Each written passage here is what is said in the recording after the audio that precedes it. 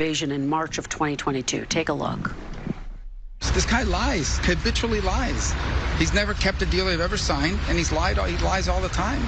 And I don't know why, but he plays this like a violin in the West, because the West wants to believe that you can cut a deal with everybody. You can't cut a deal with guys like this. He's a professional, experienced liar.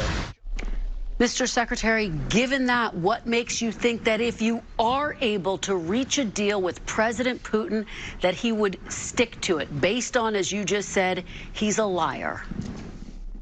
Well, that's the point. That's why the deal has to have enforceable mechanisms in it. That's why the deal has to have things like security guarantees. That's the point I was making a few minutes ago when you were asking me about looking someone in the eye. What's important here is actions, not words, not paper, document. Those are all important. Those are elements of a deal, but they have to be enforceable. They have to be verifiable. They have to be enduring. There's no point here in signing a deal that's going to be violated in 3 or 4 months.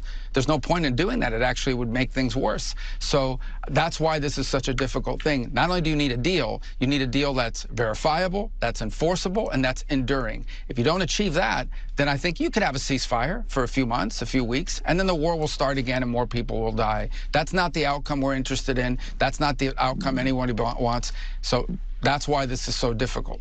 So you can't cut deals with a guy like Putin, which is why this administration is now in the midst of cutting deals with a guy like Putin. Just want to make sure I'm understanding here. In fact, not only is this administration trying to cut deals with a guy who they all know is not a good faith negotiating partner, they're actually embarrassing themselves by doing so. Donald Trump literally rolled out the red carpet for Putin just days ago in an effort to strike up a deal. Also that Putin could come here, get a photo, and then bail.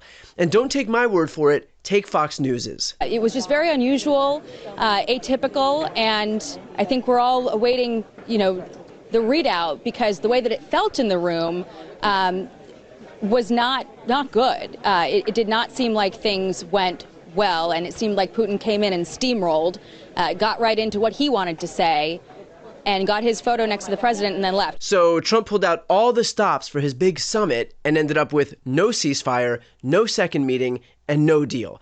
And I'm sorry, but anyone who didn't think Trump would get absolutely rolled is either a fool or has spent so much time up Trump's ass that they haven't gotten enough oxygen to their brains. Of fucking course Trump got played. What incentive is there for Putin to surrender anything when he already knows that he owns Trump? Donald Trump is so desperate for his validation and affection that he will, and has, bent over backwards to give him exactly what he wants at every turn. And in return for that, well, Trump rolled out the red carpet for a murderous dictator, and when I say red carpet, I'm not being facetious.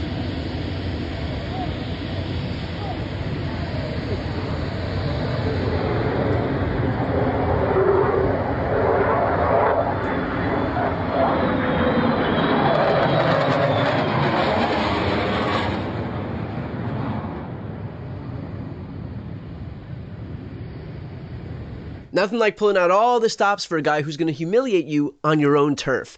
In other words, for the better part of a decade, these Republicans have known who Putin is, and yet they're now making the voluntary choice to allow him to roll them. The only thing worse than being Putin's tool is choosing to be Putin's tool. Granted, this isn't even close to the only time that Marco Rubio has sold out for power. Here he is back in 2016. You compared Donald Trump to a third world dictator yesterday in an interview with the New York Times. How so? Well, I don't know about a dictator. I said a third world strongman. He's running for president, so no matter what, he won't be a dictator unless our republic completely crumbles, which I don't anticipate it will. But yeah, here's what happens in many countries around the world. You have a leader that emerges and basically says, don't put your faith in yourselves, don't put your faith in society, put your faith in me. I'm a strong leader, and I'm going to make things better all by myself. This is very typical. You see it in the third world. You see it a lot in Latin America for decades. It's basically the argument he's making that he single-handedly is going to turn the country around. We've never been that kind of country. We have a president. The president is an American citizen who serves for a period of time, constrained by the constitutions and the powers vested in that office. The president works for the people, not the people for the president. And if you listen to the way he describes himself and what he's going to do, he's going to single-handedly do this and do that without regard for whether it's legal or not.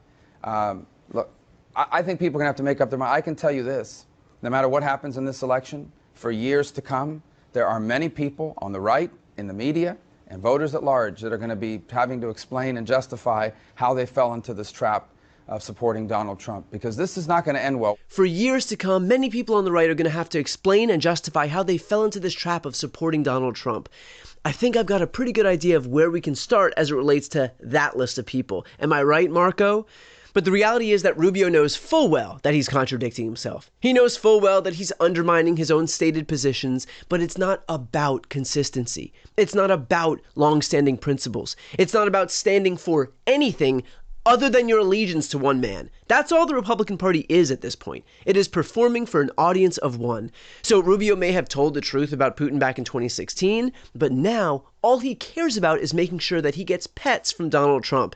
And so he'll say whatever he has to say, regardless of how hypocritical it makes him look. If dignity was in any way a concern, that ship has long since sailed. And that reality is the perfect microcosm for today's Republican Party more broadly. You've got all of these people who know that they sold their supporters a bill of goods. This is a party that promised lower costs, ended wars, free IVF, no changes to earned benefits, lower inflation, and accountability for those on the Epstein list. Quite literally, none of those promises are being kept. Americans will lose health care. IVF will not be free. Medicaid will be cut. Prices are rising. Inflation is surging. And Trump is burying the Epstein list with the help of nearly every Republican in Washington, D.C. Again, if dignity was even a mild concern, these people wouldn't be able to sleep at night. But the reality is that dignity is not a concern. Their dignity was traded for their blind fealty to Trump a long time ago. Now they exist solely to serve not their constituents, but one man, the God King. That's what they're in office to do, to keep Trump happy no matter the cost. If that means fucking over the very people who voted for him, so be it, because it's not about you, it's about Trump.